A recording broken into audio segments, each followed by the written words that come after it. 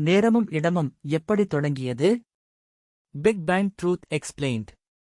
பெரிய வெடிப்பு, big bang என்பது ஏதோ ஒரு இடத்தில் நடந்த வெடிப்பு அல்ல, அது இடம், ஸ்பேஸ் மற்றும் நேரம், டைம் ஆகிய இரண்டின் தொடக்கமாகும். நவீன இயற்பியல் மற்றும் 2026ஆம் ஆண்டின் சமீபத்திய விண்வெளி ஆய்வுகளின் அடிப்படையில் அதன் விளக்கம் இதோ. 1. தொடக்க புள்ளி, சிங்குலாரிட்டி. சுமார் 13.8 பில்லியன் ஆண்டுகளுக்கு முன்பு, பிரபஞ்சம் ஒரு அணுவை விட மிகச்சிறிய, கற்பனை செய்ய முடியாத வெப்பமும் அடர்த்தியும் கொண்ட ஒரு புள்ளியாக இருந்தது. இதை சிங்குலாரிட்டி என்று அழைக்கிறோம். அந்த புள்ளிக்கு வெளியே இடம், ஸ்பேஸ் என்பது கிடையாது, அதற்கு முன்பு நேரம், டைம் என்பதும் கிடையாது. 2. நேரம் எப்படி தொடங்கியது? The birth of time.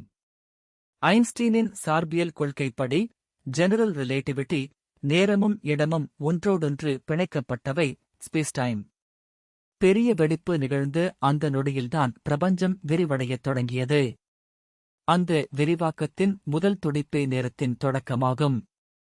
பெரிய வெடிப்புக்கு முன்பு என்ன இருந்தது என்ற கேள்விக்கு அறிவியல் ரீதியாக பதில் இல்லை, ஏனெனில் முன்பு என்ற வார்த்தையே நேரத்தை குறிப்பது. நேரம் தொடங்குவதற்கு முன்பு என்ற நிலை இருக்க முடியாது. 3. இடம் எப்படி உருவானது? தி எக்ஸ்பான்ஷன் ஆஃப் ஸ்பேஸ். இடம் என்பது ஒரு காலி பாத்திரம் அல்ல, அது விரிவடையக்கூடிய ஒரு துணி, ஃபேப்ரிக் போன்றது.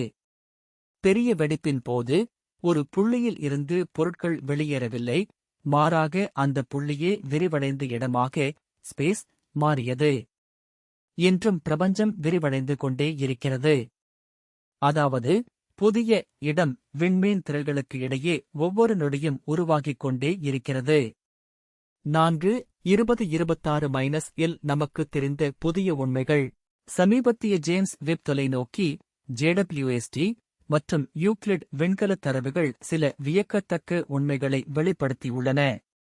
ஆரம்பகால விண்மீன் திரள்கள், பெரிய வெடிப்பு நடந்து மிகக் குறுகிய காலத்திலேயே, சுமார் 300 மில்லியன் ஆண்டுகள், பிரபஞ்சத்தில் பெரிய விண்மீன் திரள்கள் உருவாகிவிட்டன. இது பிரபஞ்சம் எவ்வளவு வேகமாக உருவானது என்பதைக் காட்டுகிறது. வீக்கம், இன்ஃப்ளேஷன் சோகஸ்மெலி பிரபஞ்சம் தொடங்கிய முதல் நொடியின் ஒரு சிறு பகுதியில் 10:32 செகண்ட்ஸ், அது ஒளியை விட வேகமான வேகத்தில் விரிவடைந்தது.